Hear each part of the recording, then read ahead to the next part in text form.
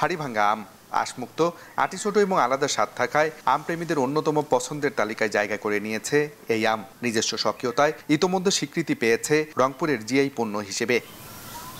আনুষ্ঠানিকভাবে চলতি বছরের ২০ জুন থেকে বাজারে উঠেছে এই আম। চাহিদা ভালো থাকায় স্থানীয় ব্যবসায়ীদের পাশাপাশি দেশের বিভিন্ন অঞ্চল থেকে পাইকার ও ব্যবসায়ীরা আসছেন এই আম কিনতে।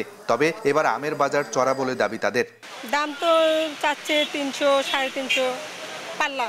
দাম গত বছরের চেয়ে একটু বেশি। গত বছরের তুলনায় আমের দামটা একটু বেশি, যার কারণে আমরা একটু সমস্যার সম্মুখীন হচ্ছি। এবছর বিরূপ আবহাওয়ার কারণে আমের ফলন কিছুটা কম হয়েছে।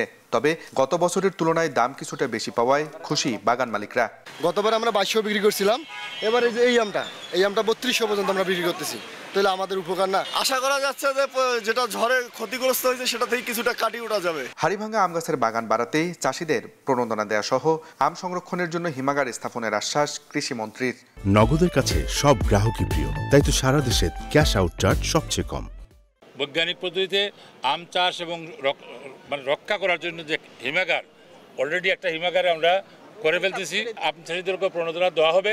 রংপুর বিভাগে এবছর প্রায় ৩৩০০ হেক্টর জমির বাগানে উৎপাদন লক্ষ্যমাত্রা ধরা হয়েছে ৪৮,০০০ মেট্রিক টন আম, যার বাজার মূল্য প্রায় ৫০০ কোটি টাকা। বিশ্লেষকরা বলছেন টেকসই অর্থনীতির জন্য হাড়িভাঙ্গা আম সংরক্ষণে হিমাগার স্থাপন, আধুনিক আম চাষ পদ্ধতি বাস্তবায়ন সহ গবেষণা কেন্দ্র স্থাপন করা গেলেই হাড়িভাঙ্গা আমই বদলে দিতে পারে এই জনপদের আর্থসামাজিক অবস্থা। আব্দুর রশিদ জীবন, সময় সংবাদ, রংপুর।